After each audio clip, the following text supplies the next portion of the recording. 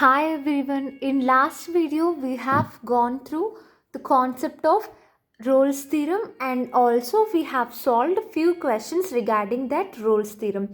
And in this video we are going to know about Lagrange's mean value theorem. Now, what is meant by this Lagrange's mean value theorem? That means what are the conditions to be satisfied, and we are going to learn about this geometrical interpretation of this Lagrange's mean value theorem. So firstly, let us suppose f of x to be a function.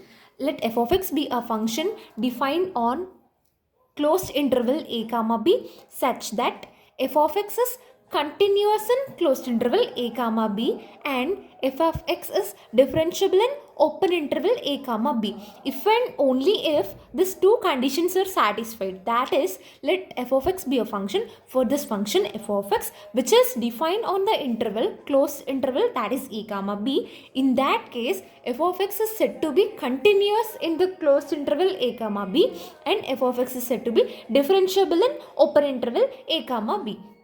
If this both conditions are satisfied, if and only if this is satisfied, then there exists at least one point C in open interval a comma b, that is a less than c less than b, such that f dash of c is equal to f of b minus f of a by b minus a. And we are going to know about this in detail in the geometrical interpretation of Lagrange's mean value theorem. Now coming to the geometrical interpretation of Lagrange's mean value theorem. See, if you can see in this graph, this is your x-axis, this is your y-axis, and this is your origin, and this is your curve, which is nothing but y is equal to f of x. As if you can see in this curve, there are no breaks or gaps at any point. It is continuous, right? Since there are no breaks or gaps in between, let us suppose this to be your point A and this to be point B, which is the ending points. There are no breaks or gaps in between A and B for the given curve, and including at the end point C, including at the end point also, there is no break or gap. Hence we say that the function is continuous in the closed interval a comma b. And as already we have discussed in our previous video, that while learning about the concept of this Rolle's theorem, since a unit tangent can be drawn at each and every point in the interval. See, this is your curve, right? At every point you can draw a unit tangent. At every point a unit tangent can be drawn except at the open interval, because at the open interval you can't draw in this way. Since, see, you are unable to see. See, at every point you can draw a unit tangent except at this end point, because at the end point you can't draw tangent in this way, because here there is no curve, right? So only one half of the part we are drawing, which is mistake. That means at the end point a tangent does not exist. So at the endpoints, if and only if your tangent exists, then only it is differentiable, right? So, since a unit tangent can be drawn at each and every point in the interval except at the endpoints, the function is differentiable only in the open interval a comma b. That means at the point A and at the point B, exactly at these both points A and B, it is not differentiable, and remaining all points in between them, for that it will be differentiable. This is all about f of x is continuous in closed interval a comma b and differentiable in open interval a comma b. Now let us see how do we derive this. This is not required, but just for your understanding I am explaining it. See, as if you can see, let us suppose this to be a point P. Okay, here as if you can see APB, this is point P. Now your APB is a curve, and since this is a point A at x is equal to A, your graph is, since you you know that y is equal to f of x, your x coordinate is A and at this point,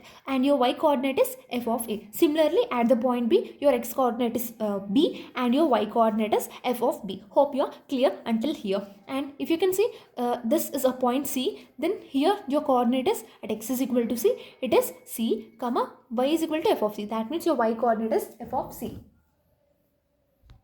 That means your y coordinate at this point, your x coordinate is C and your y coordinate is f of C.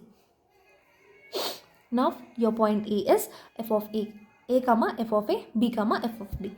And if you draw a chord like this AB, and if you draw a tangent like this, see, and let us draw a straight line which is parallel to this x-axis. Okay, and let us suppose that this chord AB makes an angle pi, then this also makes an angle of pi only, right? So chord AB, let us suppose a chord AB makes angle pi with x-axis. Now if you can see, it is like a right angle triangle. In this right angle triangle ARB, tan pi is nothing but opposite by adjacent, that is BR by AR. What is your BR?